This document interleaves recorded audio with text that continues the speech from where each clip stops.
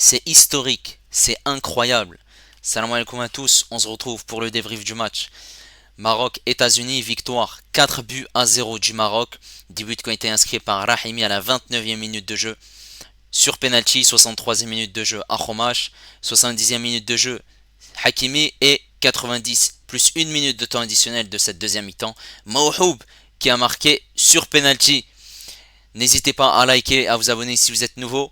Le débrief arrive tardivement. J'ai pas regardé la première mi-temps. J'étais déçu de ne pas aller au Parc des Princes. J'ai du coup regardé une deuxième fois le match. Voilà pourquoi le débrief ne sort que maintenant. Alors, par rapport aux statistiques de ce match, on a 14 tirs pour le Maroc, 9 tirs pour les Américains.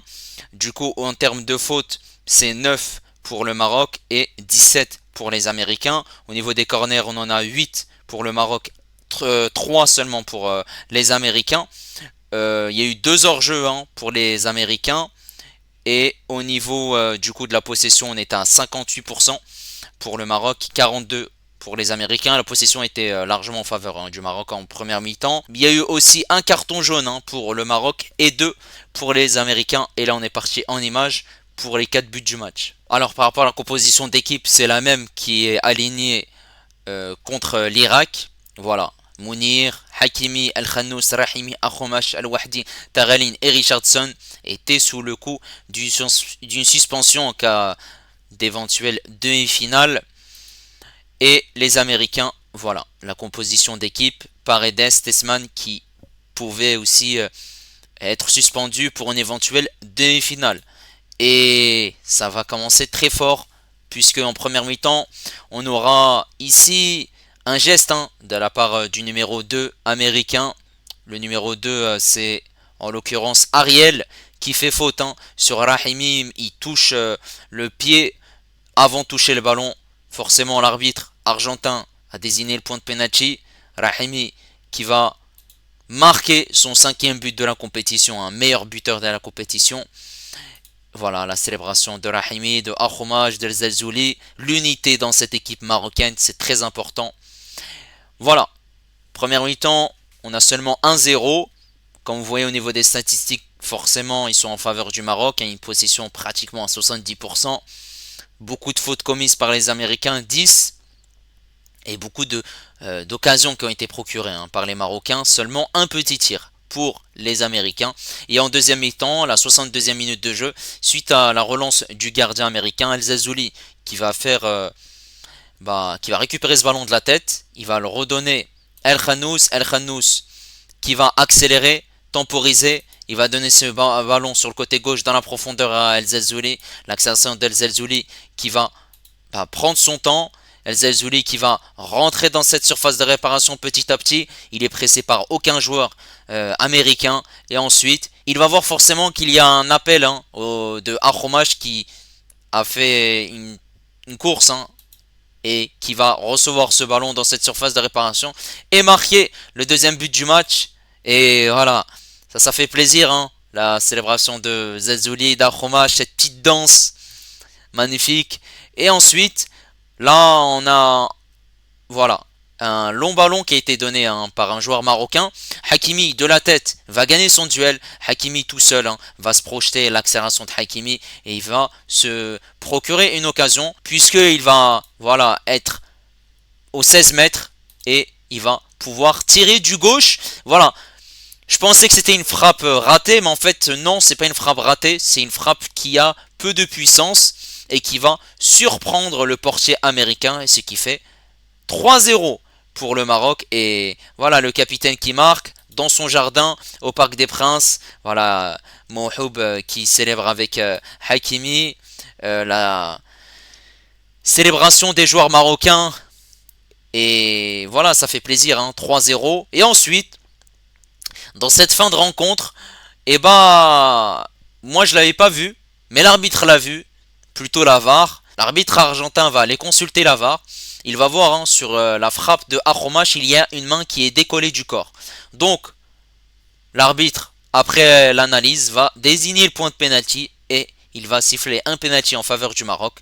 Vu que Rahimi était sorti, Hakimi ne va pas tirer le penalty, puisque c'est lui qui est le tireur des penalties, et il va donner ce ballon à Mawhoub, et Mawhoub qui va convertir son penalty et qui va marquer son but également dans ces Jeux Olympiques. Et aussi, voilà, c'est pour la confiance, et ça c'est très important.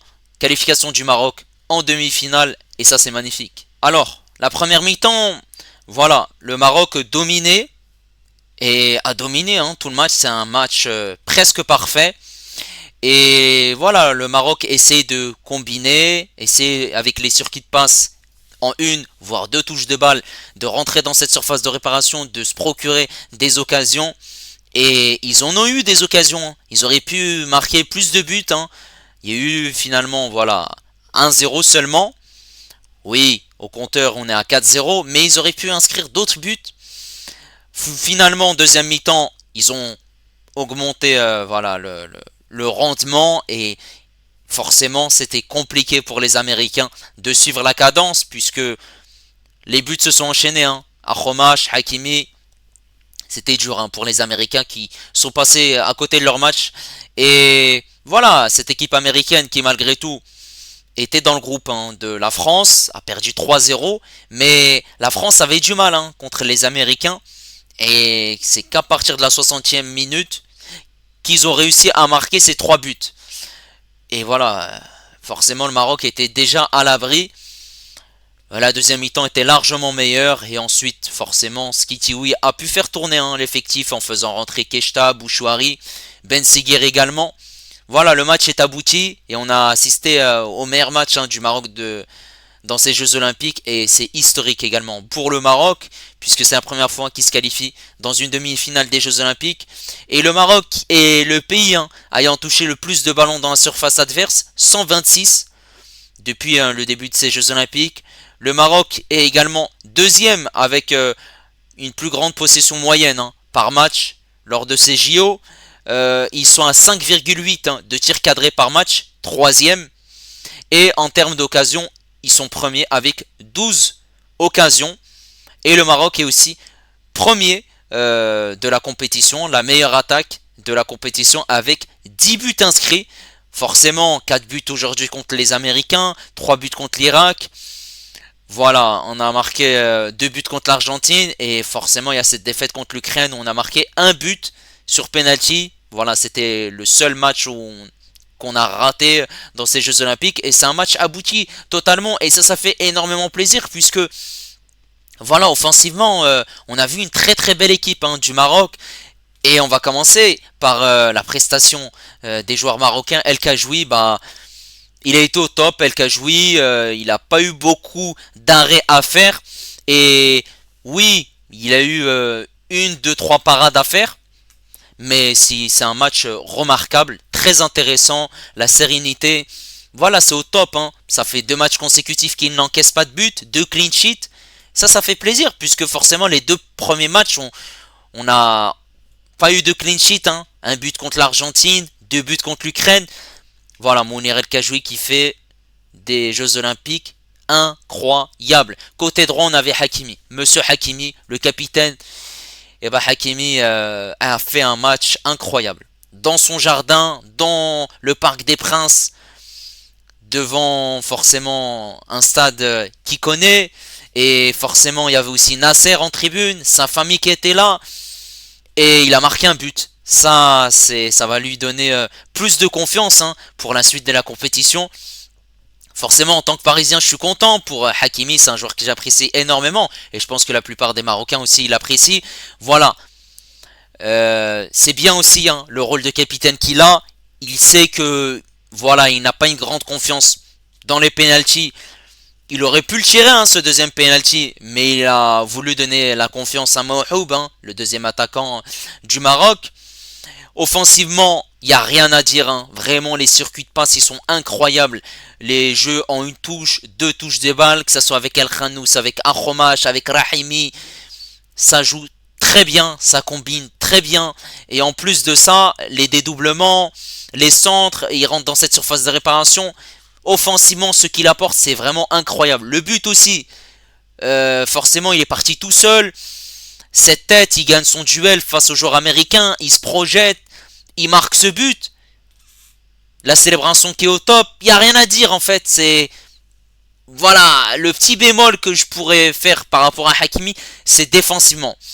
Défensivement, puisque il y a eu une petite erreur au niveau au niveau de son match, mais sinon, il n'y a rien à dire. Forcément, on va pas lui en tenir rigueur, puisque par rapport à la prestation qu'il nous délivre, elle est incroyable. La performance, elle est XXL hein. Pour un latéral droit, forcément, il est plus offensif que défensif, mais forcément, nous, on va s'intéresser à ce qu'il a fait offensivement et le fait qu'il apporte énormément, bah on oublie hein, forcément cette petite erreur défensive, donc il y a absolument rien à dire. Cette charnière centrale Boukamir El Azouzi, elle a été au top. Elle a été au top. El Azouzi maintenant il devient vraiment une solution de repli, même pour l'équipe A. On peut se poser des questions à replacer même El Azouzi en défense centrale. La sérénité qu'il apporte, elle est incroyable. Boukamir au top aussi. Hein. Et au début, c'était un peu compliqué pour lui hein, de rentrer dans cette compétition. Mais forcément, à ses côtés, l'Azouzi qui lui donne une grande confiance. Et cette charnière centrale qui a été incroyable. Dans les duels, dans l'agressivité, ça a été remarquable. Et il n'y a vraiment rien à dire. Côté gauche, on avait El Wahdi. El Wahdi, il me surprend. Il me surprend, c'est un latéral droit qui joue latéral gauche, qui est polyvalent et qui apporte maintenant offensivement du fait que le Zazoulis est sur ce côté gauche. Les passes hein, dans la profondeur, la verticalité, la profondeur de El Wahdi qui se projette et défensivement, il n'y a rien à dire. Il est là, il apporte la même combativité qu'il a fait hein, lors du précédent match contre l'Irak. Moi, j'ai rien à dire hein, concernant son match. Et en plus de ça, il peut être une solution de repli pour l'équipe A hein, concernant ce poste de latéral gauche. Ouais, il marque beaucoup de points El Wahdi et ça fait énormément plaisir. Ce double pivot au milieu de terrain, Richardson Tarralin, c'est incroyable. Ce double pivot, Richardson Tarralin, mais c'est fabuleux, c'est incroyable. Ces deux joueurs, ils font des Jeux Olympiques qui sont magnifiques. Richardson, hein, qui joue contre un pays hein, qui connaissait bien le pays de son père. Et il est aussi américain, Richardson. Il a décidé de jouer pour le Maroc et il a délivré une prestation incroyable. Malgré le pressing des Américains, il arrivait à ressortir les ballons proprement. Et voilà, la passe, la technique, les combinaisons aussi avec ses partenaires, ça a été remarquable. En plus de ça, il a une aisance technique qui est parfaite. Et on sent que, voilà, il a du ballon et ça fait énormément plaisir. Alors que Tarralin, la projection, la combativité, il donne corps et âme sur le terrain. Vraiment, les deux là, c'est incroyable. Et en plus de ça, ils apportent offensivement. Et voilà, c'est des joueurs qui donne tout sur le terrain. En plus de ça, voilà, forcément, les matchs s'enchaînent, donc forcément, il y a des petits pépins physiques qui arrivent aussi, donc faudra faire attention. Au numéro 10, on avait El Khannous qui a fait un match magnifique. Il était toujours à l'avant-dernière passe, et là, j'ai bien aimé son match. Sa prestation, elle est incroyable puisqu'il arrive à bien s'entendre avec ses partenaires. Que ça soit avec Rahimi, que ça soit avec Zelzouli, que ça soit avec Akhomash et aussi Hakimi. Voilà, sur ce côté droit. Non, c'est fort, c'est très fort. Et aussi, il arrive aussi à combiner avec le côté gauche, El Zelzouli, El Wahdi, Tarralin. Les circuits de passe, ils sont au top. Ça joue une touche de balle. Il est là. Voilà, il récupère des ballons. Il se projette malgré le pressing des Américains où ils essayent de récupérer le ballon. Match incroyable de la part de El Khannous. Côté droit, on avait Akhomash. Mais Akhomash, t'es incroyable. T'es incroyable, Akhomash. T'es magnifique. C'est quoi ce talent? C'est quoi ce talent qui est très très bon? L'aisance technique qu'il a, elle est magnifique. Et en plus de ça, il a une facilité à éliminer ces joueurs américains. 1, 2, 3, il rentre dans cette surface de réparation malgré qu'ils sont sur lui. Il arrive à les éliminer, à se procurer des occasions. Non, il a été très très bon. Très très bon. Et en plus de ça, Voilà, le quatrième but, bah c'est lui qui, sur cette frappe, obtient ce penalty. Il marque ce deuxième but où, voilà, il fait un très très bel appel, hein. La course, et il y a ce centre d'El Zelzouli. Mais moi, surtout, ce que je retiens de Arromache, c'est pas son but, c'est l'entente avec ses coéquipiers et tout ce qu'il apporte offensivement avec ses partenaires. Les talonnades, les projections, le fait qu'il arrive à éliminer facilement ses joueurs américains et l'aisance technique, les dribbles qu'il a et qu'il apporte. Tout est fluide dans son jeu. C'est incroyable ce joueur. Mais il est magnifique. Et j'espère qu'il va continuer ainsi. Vraiment, c'est top, hein. Et en plus de ça, on voit que les matchs avancent et forcément, le niveau d'Arromache augmente. Côté gauche, on avait El Zelzouli. Bah, El Zelzouli qui a fait un match correct. El Zelzouli, il n'a pas fait le meilleur match de ces Jeux Olympiques. Son meilleur match, c'était contre l'Irak. Mais il a été intéressant. Il a été intéressant puisque bah, il a été passeur décisif sur ce but de Arromache. Il apporte offensivement aussi beaucoup. Il arrive à dribbler ses joueurs américains facilement. Mais voilà, il y a dans son jeu, il doit un peu plus l'épurer. Ses dribbles, il doit aussi faire attention à ne pas faire un dribble de trop, une passe de trop, à être très intelligent dans ses placements. Voilà, il a été intelligent dans ce qu'il a fait par moment, mais il faut qu'il fasse attention. S'il arrive à gommer toutes ses imperfections, ça va être incroyable, hein. Vraiment, il faut qu'il arrive à gommer ce qu'il a du mal, hein, à faire et travailler sur ça pour avoir un meilleur El Zelzouli, tout simplement. Et en numéro 9, on avait Rahimi. Ça y est, j'arrête tout, ça y est, c'est fini. J'arrête, c'est fini. Non, c'est trop. C'est lui le numéro 9. Lui, c'est un 9, c'est le serial killer, c'est le buteur, c'est lui. Hop, une occasion, un but. T'as pas besoin de parler, tu chipotes pas, direct, tac, tac, tac. Vite, c'est hop, c'est tac. Tu lui donnes un ballon, tu discutes pas, tu sais qu'il va la marquer. Il est incroyable, il est magnifique ce Rahimi. En fait, on l'a sous-estimé. On l'a sous-estimé. La CAN 2021 avec Vaïd Ali Dozik, voilà, il a pas eu beaucoup de temps de jeu. La Coupe du Monde, il n'était pas là. La dernière CAN en Côte d'Ivoire, il n'était pas là. Certes, il a fait la Coupe arabe où il était très bon. Et là, il fait des Jeux Olympiques de taré. 3 pénaltys, certes, mais ce qu'il apporte dans le jeu, non, ça y est, j'arrête tout, moi. C'est lui le numéro 9. Il est là, il est présent, il combine avec ses partenaires. C'est pas un 9. C'est un 9 qui participe dans le jeu. Point d'appui, qui presse les défenseurs, qui joue avec ses partenaires, qui est de dos, il joue avec Arromache, avec El Zelzouli, il vient décrocher pour descendre bas, sachant que c'est un ailier, donc il joue sur ce côté gauche, voilà, il vient descendre quand voilà, il n'a pas le ballon, donc il est très intéressant dans ses aussi appels, dans sa percussion vers l'avant. Non, il n'y a rien à dire, il sait tout faire, c'est incroyable. Et forcément, voilà, on a eu des joueurs qui sont rentrés en cours de jeu, et même les joueurs qui sont rentrés en cours de jeu, ils ont été intéressants. Mohoub qui marque ce but, un but pour la confiance, ce double pivot au milieu de terrain qui a été remplacé Richardson Taraline, forcément le Maroc menait au score et c'était logique, remplacé par Bouchouari et Keshta. Voilà, c'est pas la même chose, c'est pas le même rendement que Richardson et Taraline, sur ça on est d'accord, mais ils apportent quand même, ils sont là, ils font attention à leur passe, à ne pas perdre des ballons. C'est magnifique, et voilà, il faut souligner hein, le travail de Taner Skitiwi, qu'on avait remis en cause, et en plus de ça, hein, il faut souligner qu'il y a eu quand même des choix où l'Azouzi était en défense centrale, c'est un milieu de terrain, le Wahdi côté gauche, c'est un latéral droit, et on pouvait se poser des questions, et ça fait plaisir. Voilà, Skitiwe a compris qu'il faut attaquer, et forcément, plus tu as le ballon, plus tu as de chances de marquer, et forcément, de gagner le match.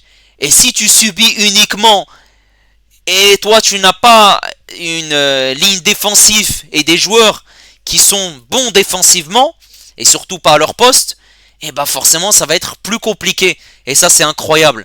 Et forcément le Maroc maintenant est en demi-finale. Le Maroc maintenant va aller chercher cette médaille d'or. C'est l'objectif. Voilà, n'hésitez pas à me dire ce que vous avez pensé de ce match. Moi je suis très très content, hein. Même si j'ai pas pu assister au match, hein, au Parc des Princes. J'étais vraiment dégoûté, déçu. Et maintenant, voilà, hein, cette demi-finale, ça va être à Marseille. Et en espérant que le Maroc, Inch'Allah, qu'on se qualifie pour cette finale au Parc des Princes. Ce serait magique. N'hésitez pas à liker, à vous abonner si vous êtes nouveau. Et moi, je vous dis à la prochaine. Ciao les amis, Dima Maghreb.